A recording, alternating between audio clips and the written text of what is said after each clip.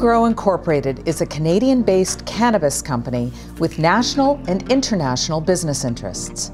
Biome owns 5 subsidiaries, including the Back Home Medical Cannabis Corporation in Newfoundland and Labrador, Great Lakes Cannabis in Ontario, Highland Grow Inc. in Nova Scotia, Red Sands Craft Cannabis Company in Prince Edward Island, and Weed Virtual Retail Inc., a company in Ontario which operates a new virtual reality technology platform focused on the medical and recreational cannabis markets. Biome Grow Inc. is headquartered in Toronto and trades on the Canadian Securities Exchange under the ticker symbol BIO. All right, joining us in studio, we have Khurram Malik from Biome Grow. Welcome to the program, Khurram. Thank you. Happy to be here. Great. So getting right into it, let's start with your newest press release. You recently announced a memorandum of understanding to access high quality and low cost supply of CBD concentrate from CBD Acres Manufacturer Inc. Yes. Can you tell us a little bit more about that press release and how that affects your operations going forward? Sure. It sort of speaks to our ethos that we're a relatively new company, and we didn't want to build millions of square feet of production space to generate a simple level of cash flow. We can do it by sitting in the middle, get large offtake contracts, and if other people grow first. And CBD, if done right, is really the next big thing. If you look at most of the jurisdictions in the world, there'll be more CBD-based products sold than THC-based products sold. And through CBD Acres, which is a related party to Biome, we've got a way of growing the lowest cost CBD in the world using technology, know-how, and pedigree. And that's an enormous volume of product.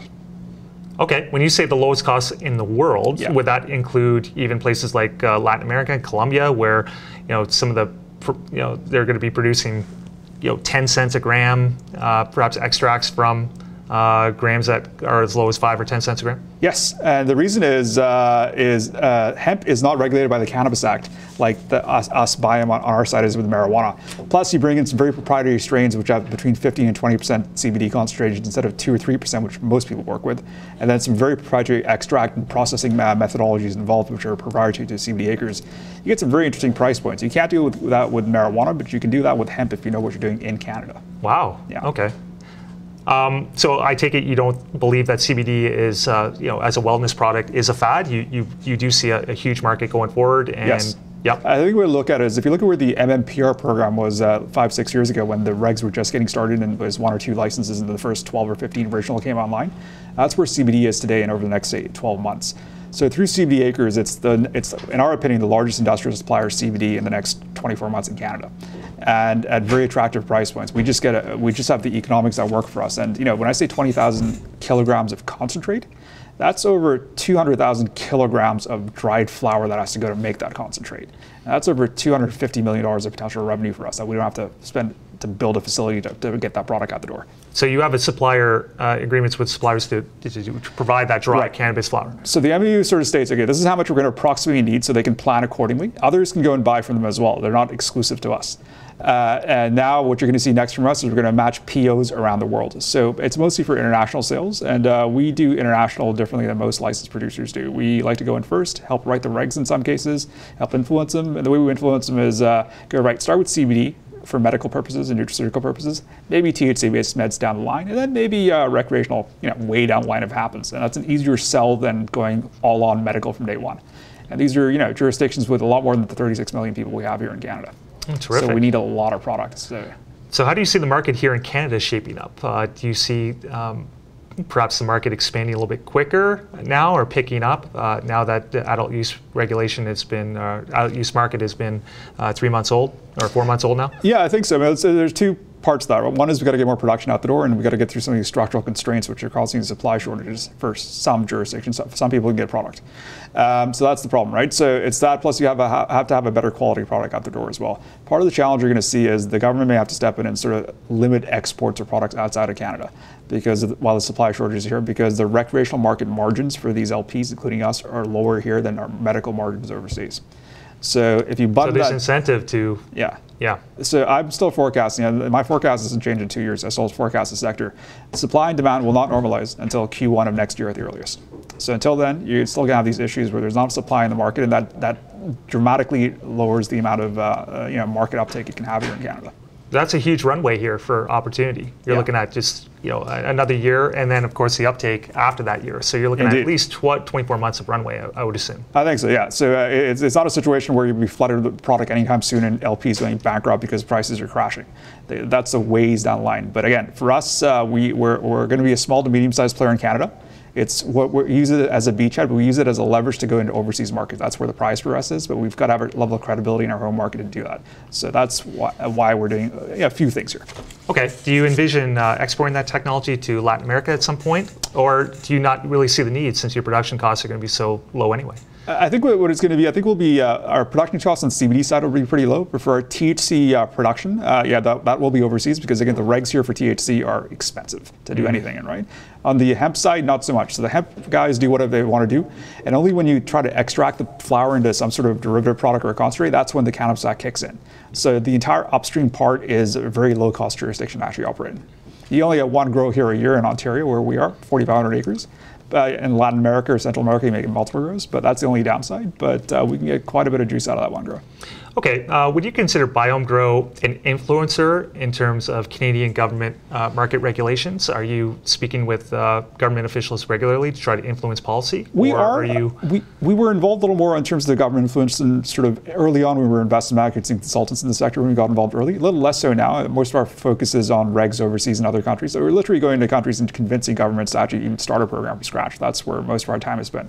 I think we're an influencer for the industry here because the way Biome Grow is set up is we go and see, okay, right, we start with a blank slate. How can we build a more efficient cannabis company? And then we find problems in the sector and we try to address them through the Biome Grow platform, which is why we're doing a bunch of different things, and they may not seem to fit together today, but they will tomorrow.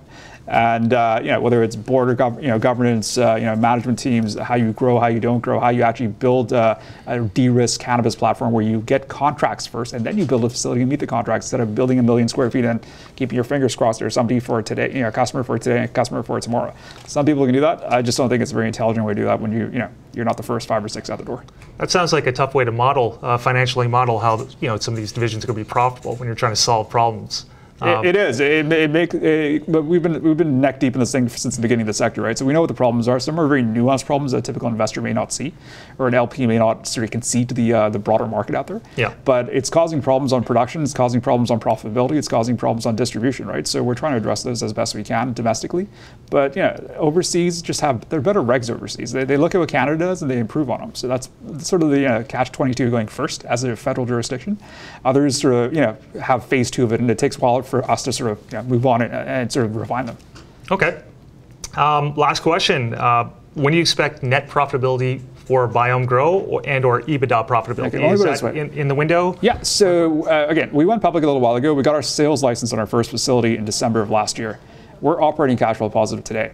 As if you strip out all the expansion capital spending to get our other facilities up and running and our international assets, so purely based on operating assets, and we don't need money to keep the lights on or pay salaries, which is, I think, pretty rare how quickly we got there. Yeah. So you're not growing in greenhouses, correct? We're not a fan of greenhouses, unless it's a building with a glass roof, which is a very limited greenhouse sort of experience.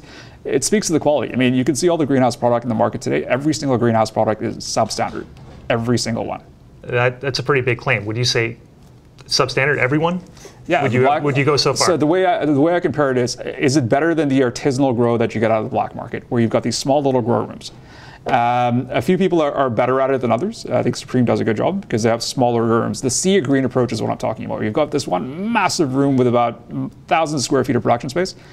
I haven't seen anyone produce any good product there. The black market has a higher product. So if you look at our facility, we have indoor facilities with really small artisanal sized grow rooms. And in Nova Scotia, according to the NSLC feedback, it's the highest rated product in the country, in that province, excuse me. And that's just because we grow indoors. And we grow in a very careful, cultured sort of way. And not to say that's necessarily great when you're at a large scale, but we're not there yet, right? So we have smaller facilities, so I can sort of sit up here and say, yeah, that's a better way of doing it. But if I had like 500,000 square feet under canopy, doing it in our small rooms would be difficult. It'd be a little bit difficult. But I'm not building 500,000 square feet. I'll let other people grow for me. I'd rather be the one who gets the contracts, sit in the middle, build the brands, and prices are going to come down. So where I can avoid being a farmer, I'd rather avoid being a farmer. Exactly. Yeah. And that's a quote we've heard before from several CEOs. Let others figure that out. And lastly, I think you touched a little bit up on this, but what can investors, what do they have to look forward to in the next, say, 2-3 quarters, ending 2019? Certainly. So all we've announced so far is what we're doing domestically as a table setter for what we do overseas. So the announcement today is really our first real cog as it relates to what we're going to do overseas. This is where a lot of the supply for overseas markets are going to come from, a made in Canada product. Stage 2 will be a few more interim infrastructure assets, clinics, and both here and other jurisdictions. And stage 3 will be, after that, will be actual POs with some very large jurisdictions where, and some interesting bells and whistles around that, which you'll see, which I think will be disruptive to the sector and pretty large volumes. I mean, we've announced the 4th largest offtake contract in Newfoundland to date. We've announced the largest CBD supply contract in history, which is what this is if you actually run the numbers. So we're a tiny little company. We're doing some pretty big things. And now it's just lining up some of the international contracts, which will be even bigger than what we did in Newfoundland. So it's just a matter of letting people know we exist. Some of them sound a little too good to be true, which I get. People should be skeptical. But these are scored, clean, and graded contracts. So. Actually, you know what? I'm going to throw an addendum question to you because since we're having such a great conversation, you view some of the brands, and I believe your company has 5 subsidiaries, right? And there's some brands involved there. Do you would you say that internationally, do you see the potential for Canadian brands to be worth a premium versus other nations as they come online? Since we're first to, the first G10 or G20 nation to legalize? Yeah, I think so. I think we've got this narrow window of opportunity right now that we have to capitalize on that. I think at some point, if we don't do that, others will, like Western Europe, will eat our lunch, and it's parts of South America. But there are also certain jurisdictions in the world which are coming on with medical programs now, just like anything made in Canada. Which, look at Asia, for example, right? Yeah. Certain parts of Asia, not all parts of Asia. Yeah, they love anything made in Canada. So when I look at certain Asian jurisdictions, I would much rather grow THC over there based marijuana, but they want a made in Canada product, which is frustrating for me, which is why our facility in Newfoundland is going to be bigger than what we need for Newfoundland.